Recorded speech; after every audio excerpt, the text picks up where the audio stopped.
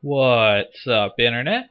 This is Rambling Josh, and you're watching another bonus episode of Let's Play Starcraft 2. Today we have a very similar challenge mission to the last one we did. This time around, we're playing the Protoss.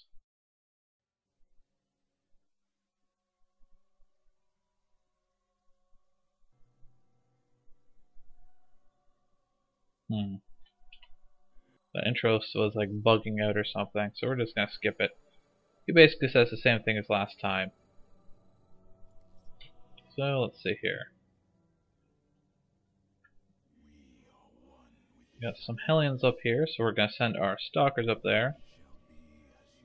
They're pretty good against Hellions.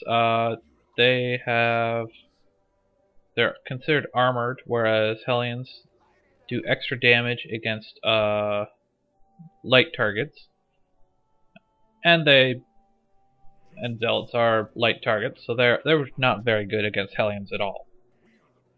Up here, I want to send, say, 2 Colossi and a Sentry up here to deal with all these Marines, and everything else is going to be down here, dealing with these Marauders.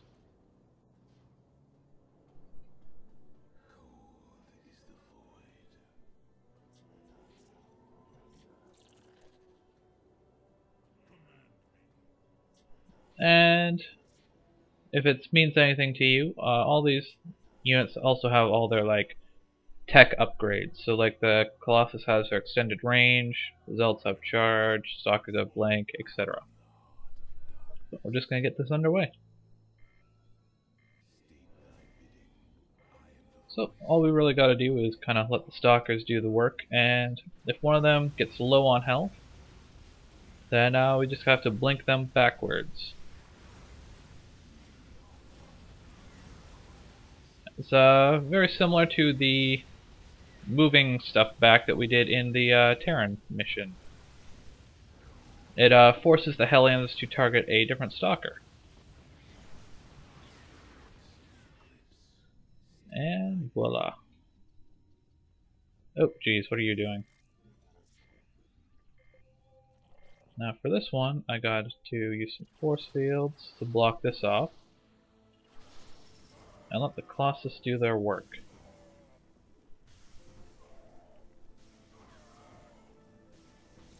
Then it puts run you away. Now if those force fields fade away, I can also do a little bit of micromanagement here. And move them backwards.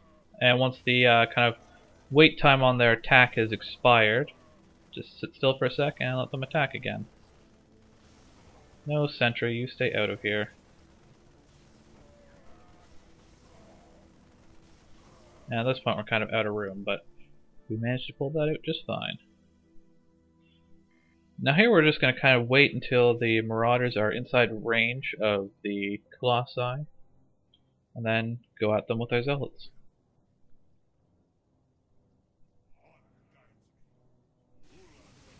Away!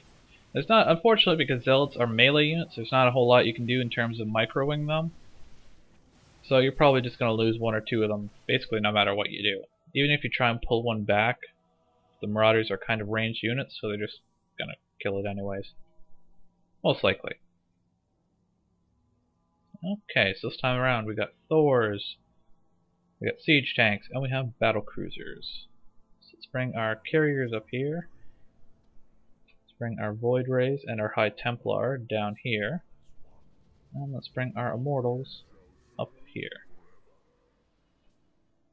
So carriers are nice in that the way they attack is by shooting out a bunch of smaller vessels called interceptors, which can be targeted by enemies. So that you can take advantage of that against the AI in that they will oftentimes target interceptors instead of the carriers. And when they're doing that, the carriers of course are not exactly dying. Immortals are good against siege tanks because they have this hardened shield ability, which reduces incoming damage to a maximum of 10, as long as your Immortals have shields. So hard-hitting enemies like siege tanks are a good thing for that. Okay, anyways. Now this one here is going to be a little bit dicey. I'm going to have to do some pulling back here. Make sure all my carriers are engaging. Pull back any carrier that's getting hit too much. Don't have to pull back too far. And with luck, they'll spend most of their time attacking the interceptors and not the carriers. They should probably focus down individual Thors, because the faster the Thors die, the easier this becomes. Like, the faster their numbers go down, the easier it becomes, but that just kind of complicates things a little bit.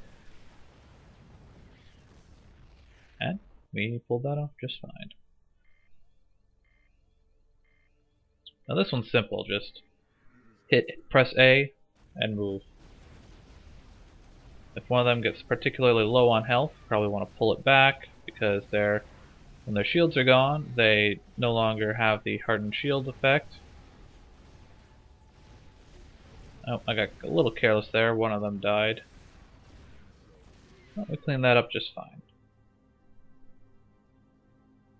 Now the trick here is to have your Void Rays attack your own pylon. Because Void Rays, the way they work is their damage ramps up over time as they charge up their beam. So by doing that, you can charge up your beam before you actually engage the battle cruisers. Pull you back, and we can use the High Templar to use feedbacks on the battle cruisers. And I was a little slow pulling that guy back. But it's all good. We're not doing too bad. Our goal is to get under 10 for a gold medal. Now this round is a little counterintuitive. Up here we have a battlecruiser and a bunch of Vikings, but you actually want to send your Archons up here. You might think that you want to send your Phoenixes up there, since Phoenixes shoot air to air, and none of these other groups have any air units, but there's a better use for them. Our Immortals we want to send down here, and we actually want to send our Phoenixes down there too. And so, actually, let's have our Zealots down here. Zealots are kind of useless in this one. I mean, they can help out, but if you're going for a high score, they're just basically just a liability. So just kind of put them wherever, somewhere where they're not going to get in the way. I'll send my High Templar up here to feed back that battle cruiser. Everything else is going to be up here.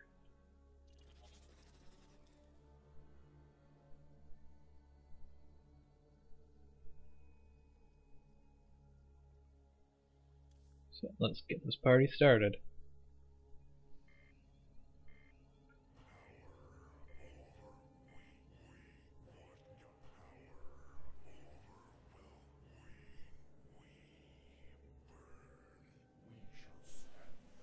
So those Vikings are going to land to deal with the Archons. This Archon is getting low. Archon's health is almost entirely their shields. They only have 5 or 10 health.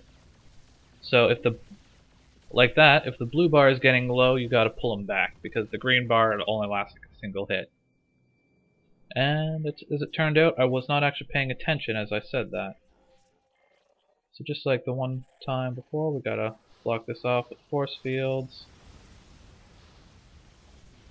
And let our ranged folk be on their merry way. I probably put a little bit too much up here. I think my stalkers probably could have been down here. I probably should have done that. Okay, A move with the Immortals. And I want to use these Phoenix to pick up some siege tanks. And that will just take them out of the equation. Oh, looks like we lost an Immortal.